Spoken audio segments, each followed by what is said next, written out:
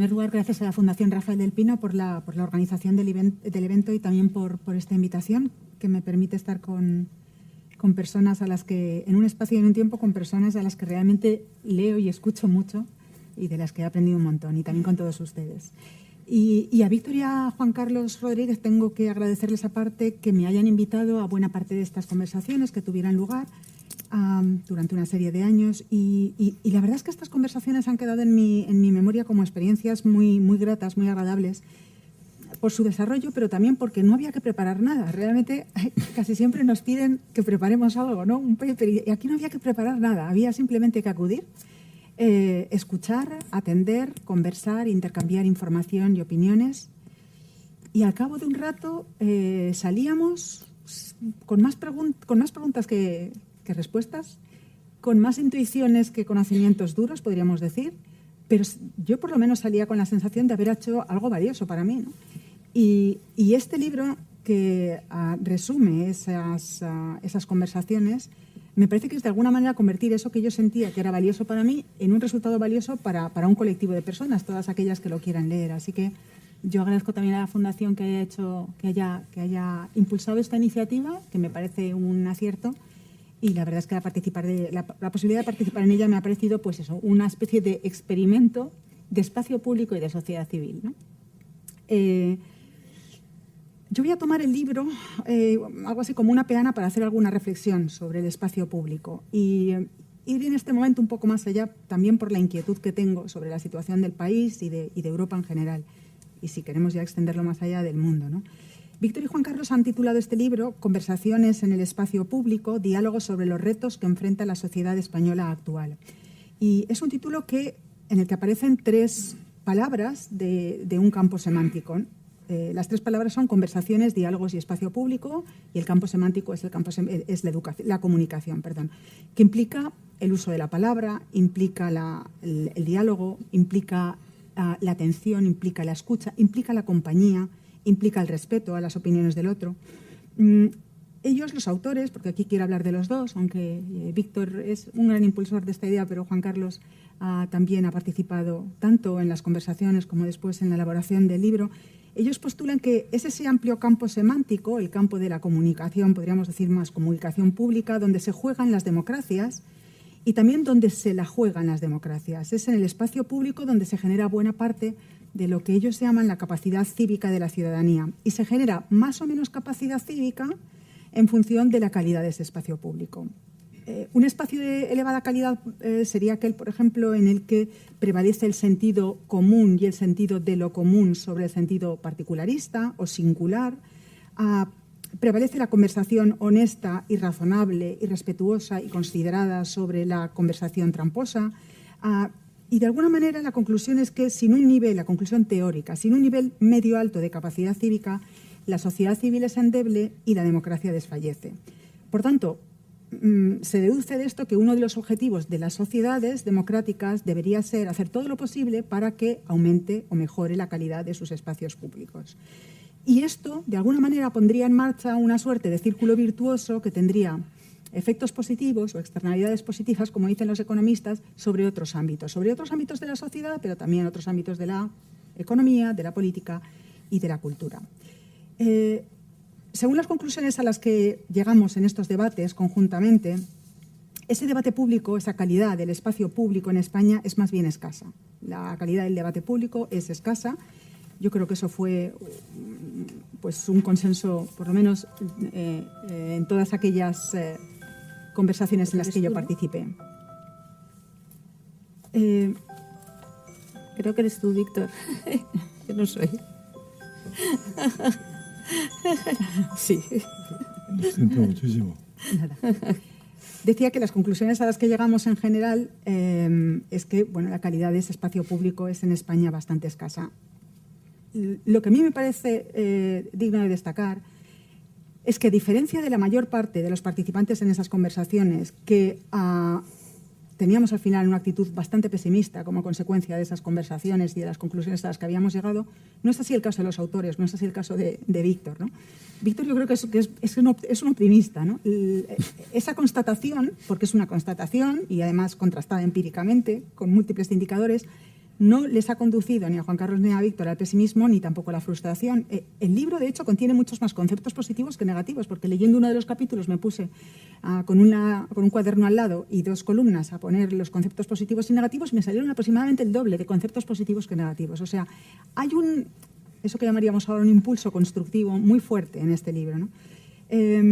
No hay pesimismo, no hay frustración y menos todavía hay desesperación. Ellos lo que ven son algunas dimensiones positivas dentro del espacio público, a pesar de ser de escasa calidad, y postulan que puede ser que simplemente nos encontremos en un momento de una larga marcha hacia una comunidad política razonable y que ese momento, bueno, pues sea uno entre los muchos que han acontecido y que pueden acontecer y que vamos a atravesar y que nos pueden conducir a un espacio público de mayor calidad. Porque, y esta es una palabra clave en la teoría sociológica de Víctor, porque esto es un drama abierto. O sea, aquí prevalece la contingencia sobre el determinismo. Y eso significa que nosotros como sociedad podemos hacer muchas cosas, porque no hay un sentido determinista de los acontecimientos sociales. Bueno, este enfoque, como digo, está alejado de cualquier determinismo, pero eso no significa que carezca de un modelo normativo, porque sí que lo hay. Está el modelo normativo, ese tipo ideal de la sociedad civil, entendida en sentido lato, sobre el que ha teorizado mucho Víctor Pérez Díaz y al que, en su opinión, convendría irnos aproximando. Una sociedad civil de gente libre que decide basándose en razonamientos, basándose en buena información, que tiene una serie de organizaciones que funcionan bien y que representan los intereses de los colectivos, que tiene un mercado que funciona y que tiene unas élites políticas y de gobierno que respetan las instituciones y se comportan de manera técnicamente correcta, pero sobre todo decente moralmente.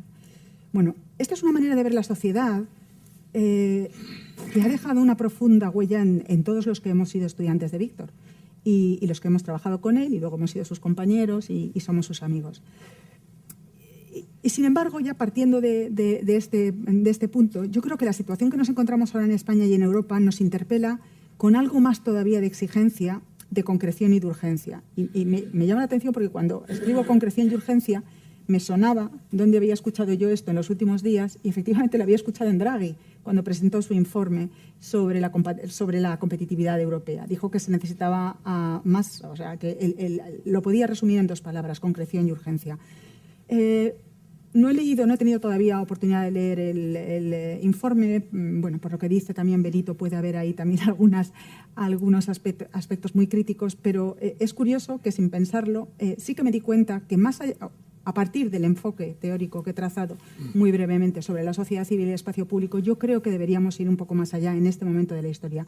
Que por respeto a la historia yo no diré que es uno de los peores momentos. Hay que conocer la historia bien para saber que ha habido momentos extraordinariamente críticos y que nos encontramos en otro más, con muchas particularidades, pero no tenemos que creer en plan adanista que estamos en el peor momento de la historia de la humanidad. Esto siempre se puede decir y seguramente en algunos momentos se ha dicho. No estamos en el peor momento de la historia de la humanidad, pero esto es un reto para los gobiernos y para las sociedades fundamentalmente, ¿no? Y entendiendo sociedades pues en sentido amplio, como lo entiende Víctor. Bueno, en mi opinión, decía yo, es conveniente que concretemos un poco más cuál tiene que ser el sentido de ese espacio público. Es decir, el espacio público es un cómo más que un qué, como dice Víctor, pero yo creo que conviene concretar un poco más cuál es el telos de ese espacio público. Es decir, qué sería lo más importante que tendríamos que hacer en esa sociedad. Y en mi opinión, a mí me parece que es preciso que quienes tenemos alguna capacidad para que se nos escuche, lancemos mensajes que nos conduzcan a cobrar conciencia y confianza de lo que podemos hacer, hic et nunc, y a adquirir confianza. Y lo que podemos hacer, si yo tuviera que elegir un mensaje solo, es elegir bien a quienes nos gobiernan. Elegir lo mejor posible. Esto de elegir bien es un resultado, no es un resultado, efectivamente, no es la elección, no es un acto performativo de he elegido bien, no, vamos a ver, yo elijo y vamos a ver qué resulta de esto, ¿no? Pero pertrecharnos de todas las herramientas posibles para tratar de elegir bien. Yo creo que esa es nuestra principal responsabilidad. Elegir bien es distinguir, y distinguir es todo lo contrario a generalizar y a igualar. Entonces, tenemos que estar conscientes de que elegir es distinguir Y para distinguir necesitamos criterios de distinción. Y eso es todo lo contrario a generalizar, y estamos muy habituados a generalizar. Seguramente las élites políticas, y las élites no solo políticas, sino también económicas, incluso organizativas, pero también la sociedad, estamos muy acostumbrados a generalizar, a pensar, por ejemplo, que todos los políticos son iguales, o a pensar que, y perdóname Benito, todo el sistema de enseñanza es una calamidad. No, tenemos que saber distinguir, porque hay bueno y hay malo. Y si no distinguimos y generalizamos, tenemos un problema gravísimo. Entonces, como sociedad, yo creo que nuestra principal responsabilidad es distinguir. Y para eso necesitamos un espacio público de calidad. Necesitamos eso que Víctor está diciendo, que precisamos para conformar una buena sociedad civil, y necesitamos un telos. Necesitamos un algo hacia lo que debemos orientar esa mejora de la calidad del espacio público. Y a mi juicio, en una sociedad como la nuestra, en una sociedad grande, con casi 50 millones de habitantes, en una sociedad que está incorporando aproximadamente a 700.000 personas en este año, un espacio público como le gustaría a Víctor y como nos gustaría a muchos, es muy difícil de crear. Es quizá más fácil que partes de esa sociedad sí que se involucren de una manera muy activa en la creación de ese espacio público, pero el resto tiene que saber elegir. No es lo mismo Suecia, ni Holanda siquiera con 17 millones, o Suecia, o Dinamarca, o los países nórdicos con 6, 8 millones, que España con 50 millones. No es lo mismo generar un espacio público en una sociedad pequeña que en una grande. Y somos una sociedad grande con las ventajas y con los inconvenientes. Y en ese sentido, yo creo que a lo mejor deberíamos ir un poco más allá y decir, necesitamos saber cómo hacemos las cosas, pero necesitamos saber cuál debe ser el objetivo para la mayor parte de la sociedad. Porque los que estamos aquí somos una parte muy pequeña de la sociedad. Y si yo miro a los que estamos aquí, realmente tenemos unas características muy específicas. No conozco sus niveles educativos, pero son altos. Grosso modo puedo decir que la edad media está por encima de los 55 años. No somos representativos de la sociedad. Hay mucha parte de la sociedad que no está aquí. Y a esa parte de la sociedad hay que enseñarla a debatir, hay que enseñarla a discutir, hay que enseñarla a escuchar y hay que enseñarla sobre todo a elegir, porque tenemos esa responsabilidad y yo creo que es la que tenemos que trasladar también, como decía, los que podemos, en cierta manera, modestamente, pues hacer escuchar nuestra voz. Muchas gracias. Nada más. Muchas gracias.